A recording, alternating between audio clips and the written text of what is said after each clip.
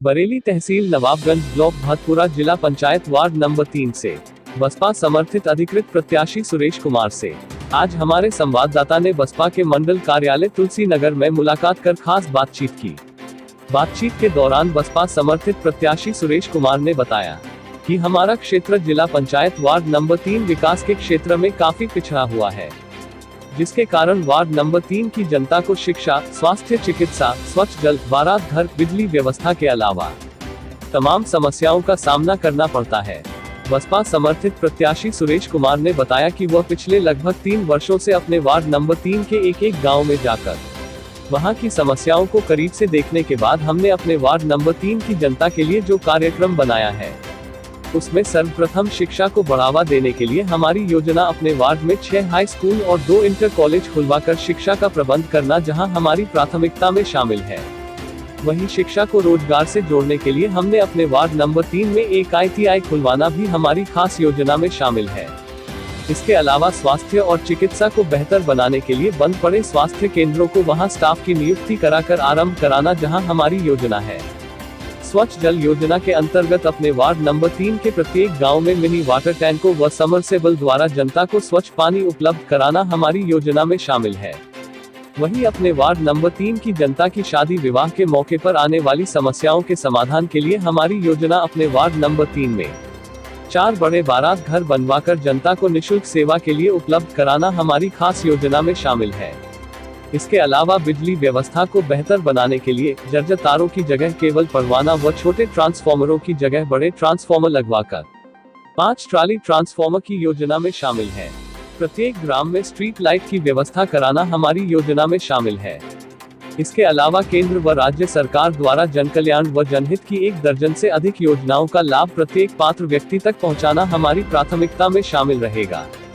इसके अलावा अपने वार्ड नंबर 3 में विकास कराकर अपने वार्ड नंबर 3 को विकास के पथ पर ले जाना हमारी योजना में शामिल है।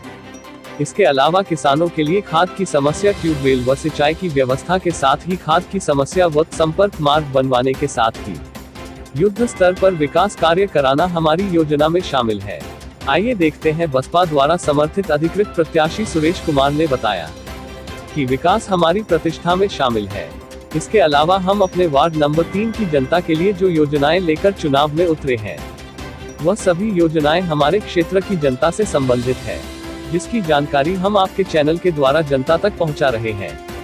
आइए देखते हैं बसपा समर्थित प्रत्याशी सुरेश कुमार ने क्या कहा। बरेली से नाजिश अली की रिपोर्ट। आपका नाम? सुरेश कुमार। सुरेश जी, ये बताइए, आप जिला पंचायत के कौन सा वार्ड से प्रत्याशी हैं? मैं वार्ड नंबर 3 से बसपा का अधिकृत प्रत्याशी हूँ। बसपा ने आपको समर्थित प्रत्याशी अपना बनाया है? हाँ जी। अच्छा, इस वक्त आप कहाँ पर बैठे हुए हैं? मैं बसपा कार्यालय में बैठा हुआ हूँ। सुरेश जी, ये बताइए, आप बसपा के अधिकृत समर्थित प्रत्याशी हैं। आपने जिला पंचायत वार्ड नंबर 3 से चुनाव में जाने के लिए जो तैयारी की है, हम ये जानना चाहते हैं कि आप किन मुद्दों को लेकर चुनाव में जा रहे हैं? सर, मुद्दे क्या है, गांव के विकास के लिए जो जनता है हमारी, और वो बोलती है कि गांव का विकास ही ज़रूरी है, तो मैं भी आया हूं, तो मैं सोच रहा हूं कुछ जनता की सेवा की जाए और उनके लिए कुछ काम हैं, जैसे बहुत सारी चीज़ें हैं, वो करके मैं दिखाऊं। सुरेश जी, ये बताइए, आप जिला पंचायत के वार्ड नंबर 3 के बसपा के प्रत्याशी हैं, किन मुद्दों को लेकर चुनाव में जा रहे हैं? सर, ऐसा है, हमारे जो वार्ड नंबर 3 की जो जनता है, मैं उन 5-6 मुद्दों को लेकर आया हूं और मैं सोच रहा हूं कि ये 5-6 मुद्दों को पूरा कर सकूं। जी, ये बताइए, जो आप मुद्दे लेकर चुनाव में आए, वो कौन कौन से मुद्दे हैं? सर, ये हमारे 5 मुद्दे हैं ऐसे, जिसमें शिक्षा, स्वास्थ्य, साफ पानी और बारात घर, बिजली व्यवस्था जो ठीक होनी चाहिए। ये पहला मुद्दा आपका बहुत महत्वपूर्ण मुद्दा है, शिक्षा को लेकर के, क्योंकि शिक्षा इस देश में सबके लिए ज़रूरी है और सरकार भी ये चाहती है लोग शिक्षित बने, पढ़ें। तो हम जानना ये चाहते हैं कि शिक्षा की आपके यहाँ क्या व्यवस्था है और उसके लिए आपकी योजना क्या है?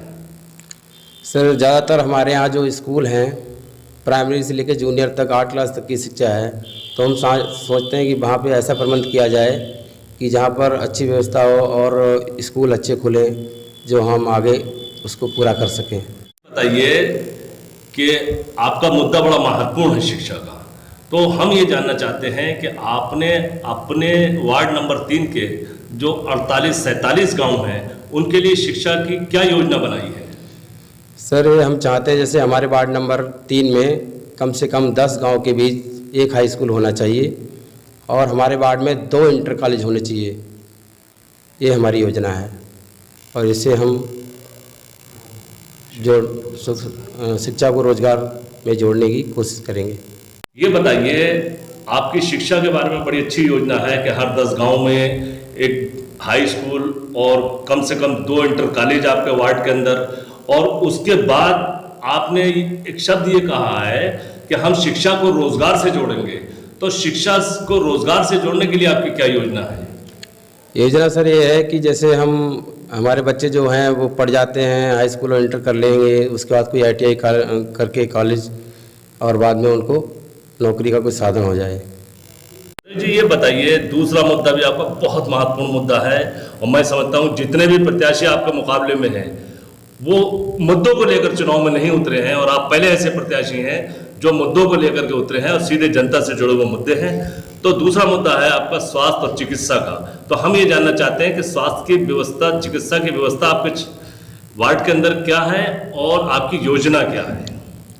जितने भी हमारे वार्ड नंबर 3 में स्वास्थ्य केंद्र हैं जो बंद पड़े हुए हैं, उनको दोबारा से सुचारू रूप से चालू करवाना, ये मेरी प्राथमिकता होगी।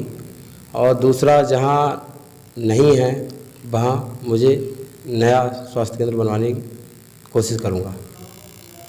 सुरेश जी ये बताइए, तीसरा मुद्दा भी आपका बहुत महत्वपूर्ण मुद्दा है स्वच्छ जल का। और चूंकि जैसा कि बरेली जनपद में वाटर लेवल का सर्वे कराया गया है तो ये रिपोर्ट आई है कि यहाँ पानी दूषित है। तो जब दूषित पानी लोग पीते हैं तो संक्रामक रोग फैलते हैं, संक्रामक रोग फैलते हैं तो बीमारियां बढ़ती हैं। तो हम जानना ये चाहते हैं कि साफ पानी के लिए आपने क्या योजना बनाई है? हमने अपने वार्ड नंबर 3 के जितने प्रत्येक गांव हैं उनमें साफ पानी की व्यवस्था है, क्योंकि आजकल जो भी पानी है दूषित हो रहा है और गांव में जो नल हैं उनका पानी पी रहे हैं। तो हमने वाटर टैंक की व्यवस्था कराने की पहली प्राथमिकता इसकी होगी।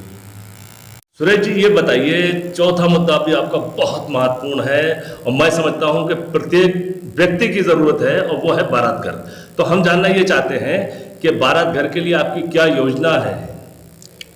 ऐसा है कि जो गांव में जो लोग रहते हैं, कुछ गरीब लोग हैं, वो इतना पैसा खर्च नहीं कर पाते हैं, और जो शहर में लोग हैं वो लोग क्या है बारात घर कोई यहाँ पे बुक कर लेते हैं और शादियाँ कर लेते हैं। गांव के लोग बहुत परेशान, क्योंकि गांव में पहले लोग स्कूल में बारात ठहराते थे, आजकल क्या है उनके पास इतनी व्यवस्था नहीं, तो बहुत परेशान है। इसलिए हमारी प्राथमिकता ये होगी कम से कम 4 बारात घर बनाने का प्रयास करेंगे।